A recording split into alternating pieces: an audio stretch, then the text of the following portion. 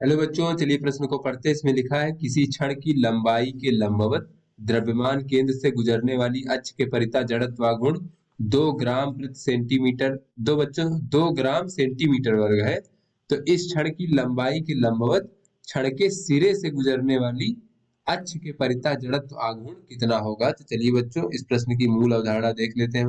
बच्चों यहाँ पर अगर देखें बच्चों की समांतर अक्षों की प्रमेय क्या होती है बच्चों, तो कोई वस्तु इस प्रकार से है बच्चों, और ये बच्चों घूर्णन अक्ष जो है इस वस्तु के द्रव्यमान केंद्र से होकर के जाती है। तो इसके परितः अगर इस वस्तु का जड़त्वाघूर्ण आईसी है बच्चों, तो कोई दूसरी अक्ष बच्चों जो कि इस अक्ष के समांतर है उसके परितः जड़त्वाघूर्ण अगर हम आई मान लें तथा इन दोनों समांतर अक्षों के मध्य की दूरी जो है बच्चों आर मान लें, तो समांतर अक्षों की प्रमेय कहती है कि आई बराबर होता है आईसी धन इस पिंड का द्रव्यमान एम और दोनों समांतर अक्षों के बीच की दूरी आर का वर्ग। तो बच्चों ये हमारा समांतर अक्षों की प्रमेय होती है। अब चलिए बच्चों देख लेते हैं। कोई हमारा बच्चों क्षण है इस प्रकार से बच्चों एक समान क्षण है, एक समान द्रव्यमान वितरण वाला बच्चों। तो इसकी द्रव्यमान केंद्र बच्चों इसका मध्य बिंदु होगा लंबाई पर। तो इसके द्रव्यमान केंद्र से होकर जाने वाली तथा इसकी लंबाई के लंबवत अक्ष के परितः जो इसका जड़त्व आघूर्ण होता है बच्चों आई, वो होता है 1/12 इसका द्रव्यमान m और लंबाई l का वर्ग। ये बच्चों इसकी लंबाई हो गई। तो चलिए बच्चों अपने प्रश्न को हल करते हैं बच्चों। तो यहाँ पे इसको हम आईसी कह लेते हैं कि द्रव्यमान केंद्र से जा रहा है। तो चलिए बच्चों अपने प्रश्न को हल करते हैं।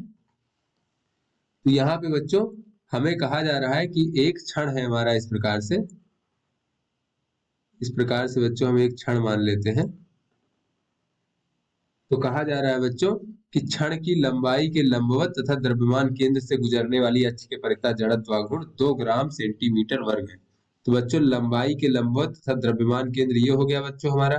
तो यहाँ से गुजरने वाला तथा लंबाई के लंबवत अक्ष है बच्चों, इसके परितः जड़त्वाघूर्ण आईसी होता है बच्चों, आईसी मान लेते। तो इसका मान दिया गया हमें 2 ग्राम सेंटीमीटर वर्ग।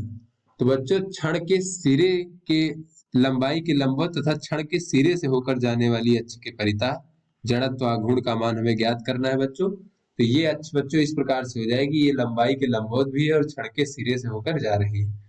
तो यहाँ से बच्चों अगर हम देखें तो अगर कुल लंबाई बच्चों एल हो जाए क्षण की, तो यहाँ पर जो दोनों समांतर अक्षों की मध्य की दूरी होगी वो L/2 होगी, क्योंकि बच्चों द्रव्यमान केंद्र मध्य बिंदु पर होगा।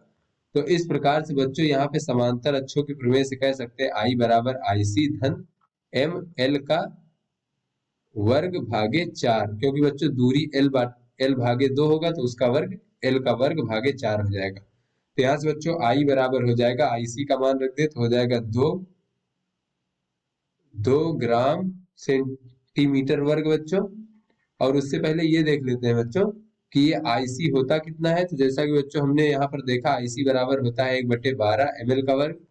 तो यहाँ से बच्चों हो जाएगा आईसी बराबर 1/12 ml का वर्ग।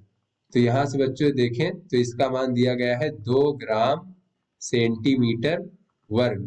तो यहाँ से बच्चों जो ये ml का वर्ग है इसका मान हमें ज्ञात हो जाएगा 24 ग्राम सेंटीमीटर वर्ग। तो बच्चों इसका मान जो है इसमें रख देंगे तो आई का मान हमें प्राप्त हो जाएगा। आईसी की जगह रख देते हैं बच्चों 2 और ml का वर्ग की जगह रख देते हैं 24 और भागे बच्चों 4। तो ये हो जाएगा 2 धन और ये 4 छंग 24, तो ये 6 हो जाएगा बच्चों, बराबर हो जाएगा हमारा 8 ग्राम सेंटीमीटर वर्ग। तो ये जो हो जाएगा बच्चों क्षण की लंबाई के लंबवत तथा क्षण के सिरे से होकर जाने वाली अक्ष के परितः जड़त्वाघूर्ण का मान। तो आशा करते हैं बच्चों आपको समझ में आ गया होगा। धन्यवाद।